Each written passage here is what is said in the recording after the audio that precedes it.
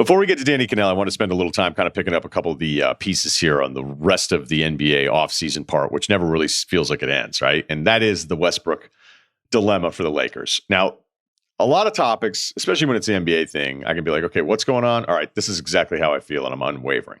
Right? When it comes to players, however many years in, who I think they're going to be, I'm usually not that malleable with it, not willing to change my mind. Malleable probably defined as something slightly different, but I think we're all on the same page here. When it comes to the Lakers and Westbrook, I kind of know how I feel about it. I think the audience that's listened to me for a while knows how I feel about it. But in a vacuum, when you talk about what this transaction would be, the couple hypotheticals that are out there that apparently have been turned down, I can kind of talk myself into it and talk myself out of it. Let's talk first about the Pacers part of it, because I can make the Kyrie thing real quick. If I'm the other 28 teams, so everyone besides the Nets and the Lakers, the other 28 teams, I can't hang up fast enough on the Kyrie thing. I don't want to be in the Kyrie business. I'm not interested in it whatsoever. The Lakers to move Westbrook out, because of stuff that I'll get to here, to bring in Kyrie, I think actually would be worth the gamble. But there's another part of the Kyrie story that I think is really interesting, is that from what I've heard is that he feels like, hey, I just opted into this year and then I'm waiting for that next extension that I should have gotten this year because I was going to get it anyway. Because the other part that I've heard is the Nets actually were willing to give him multiple years close to the max, but they wanted some structure in this thing that's like, hey, you don't seem to love to play basketball a lot lately, so can we protect ourselves somewhat with a games played clause in there? And he was like, absolutely not. So he thinks the next stop will be giving him that extension. I don't know if he thinks that the Lakers are more willing to do it as they try to phase into their post-LeBron years, and that's why he wants the Lakers so badly, or maybe it is just him, as he's told us, even though he was in a hurry to leave Cleveland because of LeBron, because he thought LeBron wanted him traded out of there.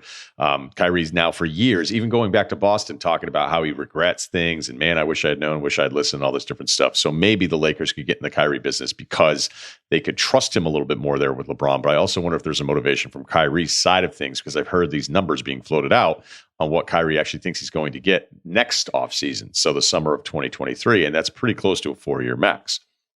So let's look at the Pacers part of this.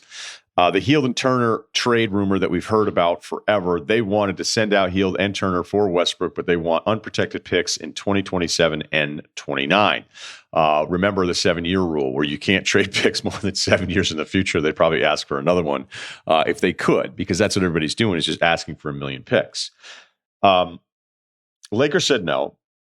And I would ask this, like, in a vacuum, would there ever be a scenario where you would trade an unprotected first for Miles Turner? The answer is an emphatic no.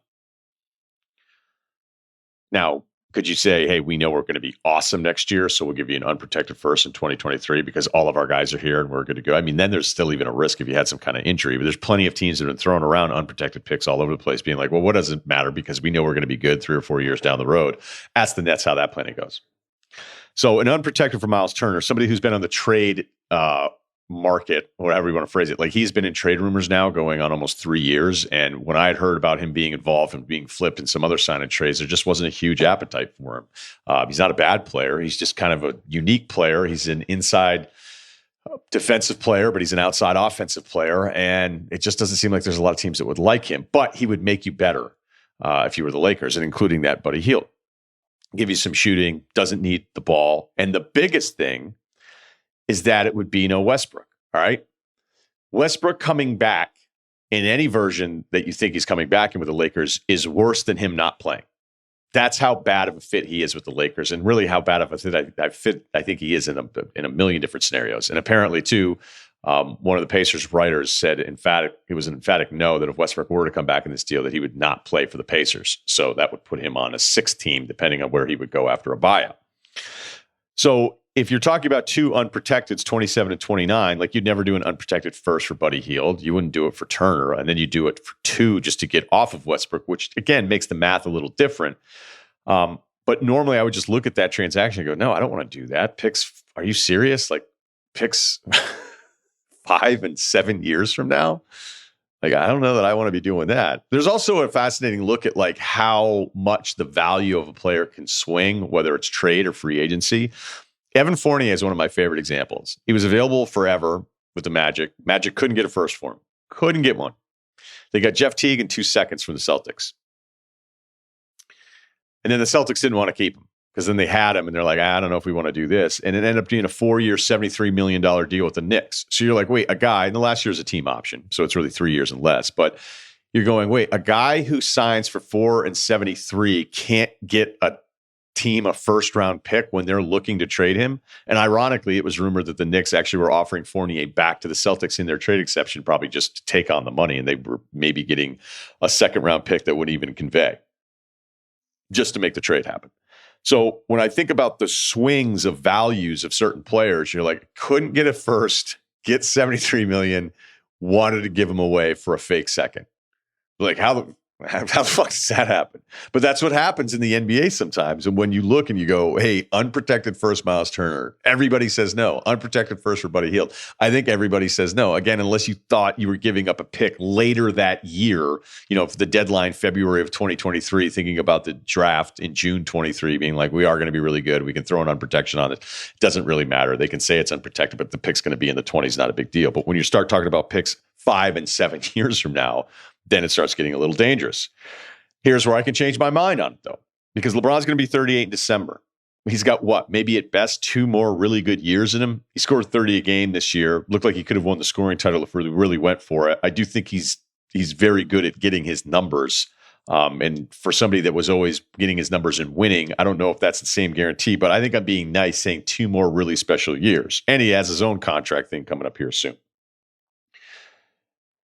So what are you doing? You're going to bring Westbrook back? I already said that you can't. All right. Westbrook is not going to change. I think Darvin Ham is saying the things you have to say as a head coach. They're the right things. I don't believe any of them. Pelinka saying all the right things, even though he goes to such an absurd level sometimes where he was like, we think Westbrook has the tools to be all defensive player. We're like, oh, what are they going to kick in his mid-30s? That's a weird move. He's a terrible defensive player, right? He doesn't set screens. He can't shoot off the dribble, doesn't want to take corner threes, needs the ball to initiate the entire thing. It's a mess. And this is why he's been on this many teams here.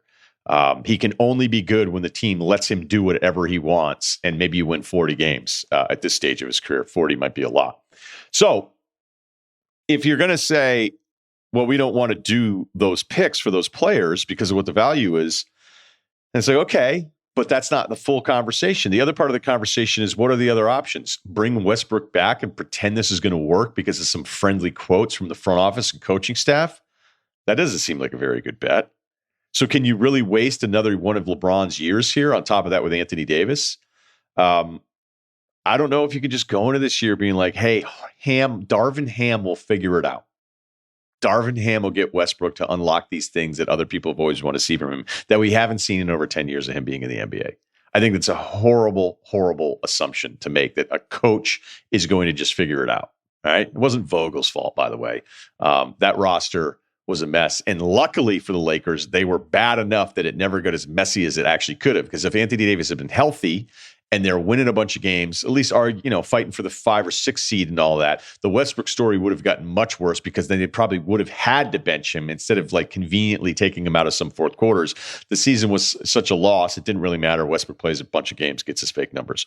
So this is where I come back around going, yeah, I wouldn't want to do 2 firsts for these guys. But I don't know how I come back next year with the same group going, it's not like LeBron's 30.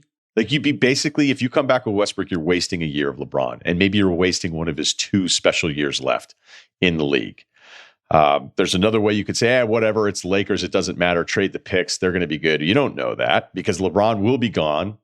Anthony Davis is probably not a great bet to be healthy and awesome 5 and 7 years from now, even though I believe in him and think he's going to have a big year this year. You could say, well, we're the Lakers, we're going to get somebody. Wait a minute, the same Lakers team that went 6 years without making the playoffs from 2013 to 2019? Well, that's not some guarantee that just magically gets to be fixed by the next guy that wants to go there. You had some real down years for a really long stretch, so you can't assume any of that stuff's going to work. So there's a bunch of ways I don't like this for the Lakers, but what I like the least of all the options is pretending you're going to bring Westbrook back for another season and that it's all going to work out. Westbrook is in the NBA because he was stubborn, and he's going to be out of the NBA because he is stubborn.